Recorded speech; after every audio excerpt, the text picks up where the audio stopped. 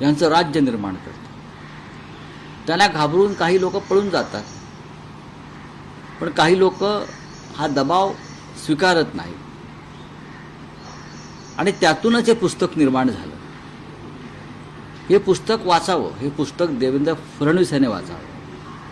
त्यांनी ह्यासाठी वाचावं की त्यांनी यंत्रणांचा गैरवापर केला.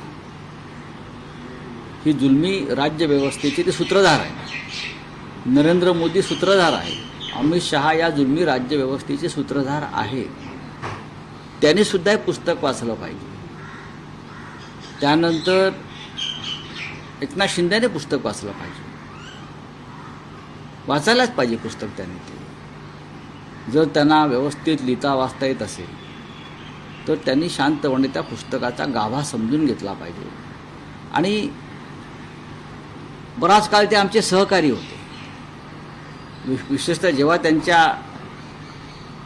त्यांचा जो मार्ग निर्माण झाला भाजपात पळून जाण्याचा, त्याच्या आधी आणि साधारण त्या काळामध्ये ते माझ्याबरोबर होतेच आणि माझ्या बाबतीत काय चाललं याची त्यांना पूर्ण कल्पना होती.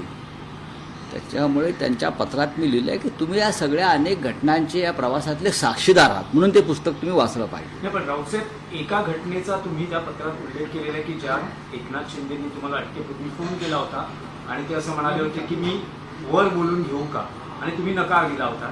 तुम्ही म्हणालात की अनेक घटनांचे ते साक्षीदार राहिलेले आहेत. अशा काय घटना आहेत ज्या ईडी त्यासाठी मला अनेक गोपनीय गोष्टींचा भांडाफोड करावा लागेल आणि ते नैतिकतेला धरून नाही. स्वतंत्र पुस्तकाचे विषय आहेत ते. आणि ज्या गोष्टी गोपनीय आहेत असं आपण मानतो त्याच्यावरती प्रकाश टाकणं, लिहिणं, बोलणं हे नैतिकतेला धरून नाही. आपण विश्वासाने जेव्हा काही गोष्टी चर्चा करतो किंवा आपल्याला कोणी काही सांगतं आणि ते आपण नंतर त्याचा आपल्या प्रसिद्धीसाठी गैरवापर करणं, पुस्तक रूपानं असेल, भाषणाच्या रूपानं असेल, खळबळ किंवा सनसनाटे माजवण्यासाठी, मला ते पटत नाही. पण रावसाहेब, तुम्ही असं म्हणालात की हे पुस्तक देवेंद्र फडणवीसांनी वाचलं पाहिजे, हे पुस्तक अमित शहांनी वाचलं पाहिजे, नरेंद्र मोदींनी वाचलं पाहिजे, आता तुम्ही म्हणतात की एकनाथ शिंदेंनी वाचलं पाहिजे. पण एक प्रत तुम्ही राज ठाकरेंनाही पाठवलेली आहे. राज ठाकरेंनी हे पुस्तक का वाचलं पाहिजे? राज ठाकरे उत्तम वाचक आहेत.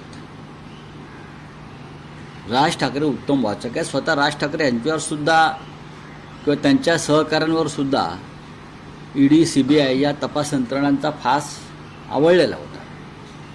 त्यातून ते बाहेर पडले. केनी प्रकरणात CBIनं त्यांना अडकवण्याचा प्रयत्न केला होता. तुम्हाला माहीत असेल, एक प्रकरण घडलं होतं. आता काही व्यवहारासंदर्भात ईडीनं त्यांना त्रास द्यायचा प्रयत्न केला, त्यांना आणि त्यांच्या सहकाऱ्यांना. त्या प्रत्येकाने हे पुस्तक वाचावं. ज्यांना जे कधी काळी ईडीच्या